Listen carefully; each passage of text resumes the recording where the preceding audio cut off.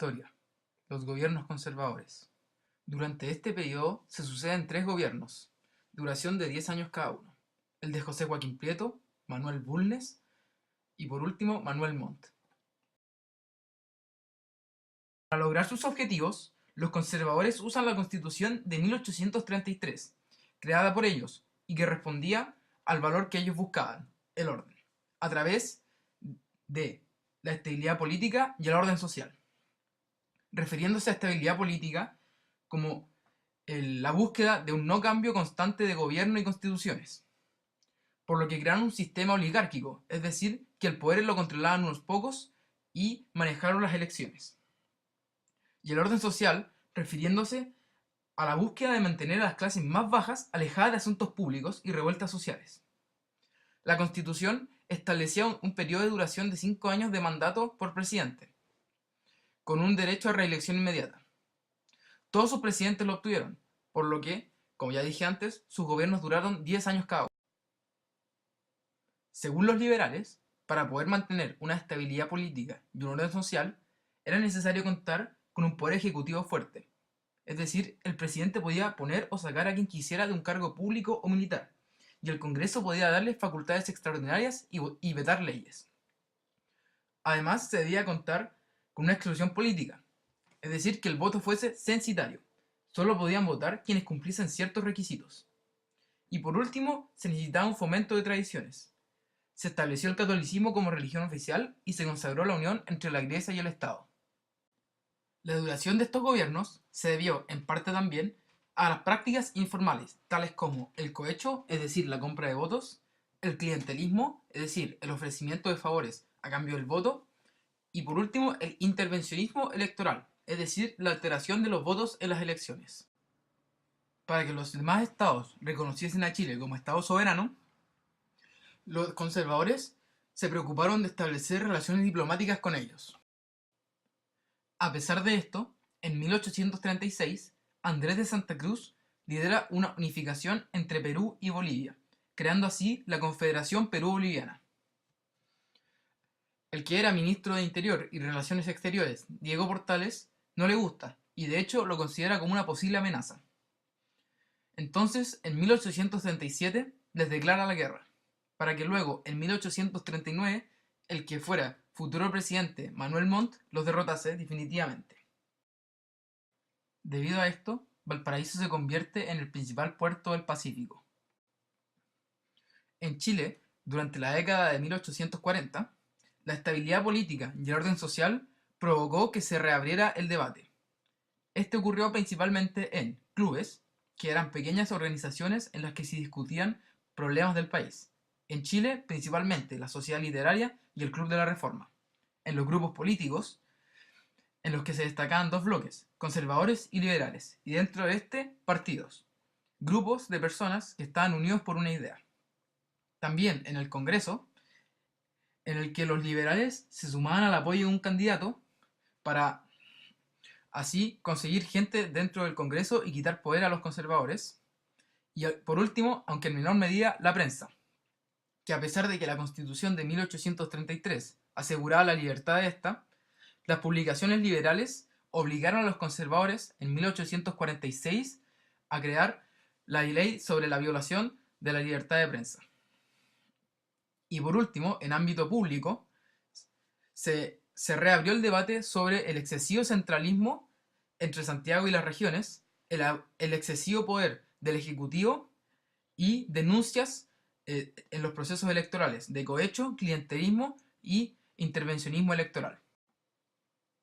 Para los conservadores, mantener el orden sin una jerarquía era prácticamente imposible, y en esto tiene gran importancia la Iglesia, ya que mantenía y regulaba a los individuos, además de la acción de privados y del Estado. El Estado prohibió las chinganas, y además obligaba a los condenados a trabajar en la construcción de obras públicas. Los privados principalmente se veían en las haciendas, donde los capataces castigaban a los trabajadores poniéndolos en un cebo si es que estos hacían algo mal o indebido.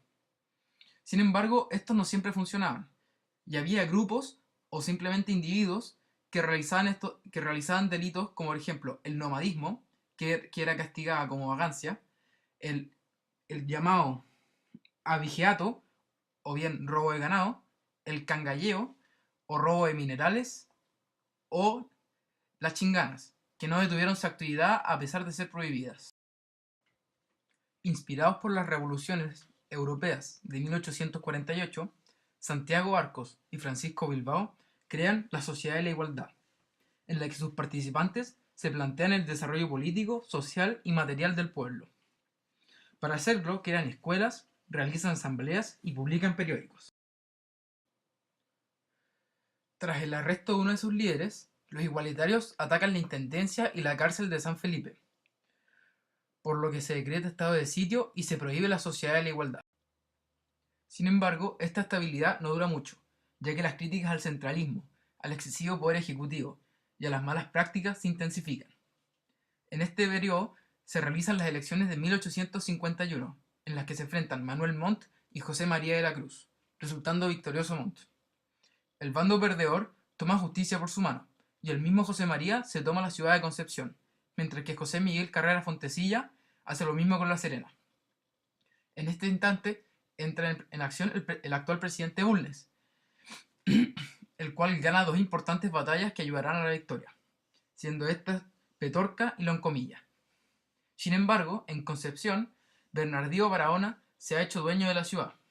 Sin embargo, el sitio solo dura un mes, hasta enero del año 1852, en que la ciudad es ocupada completamente por el Estado. La economía. Durante los finales de la colonia, las principales actividades fueron la minería, la ganadería, la agricultura y la industria.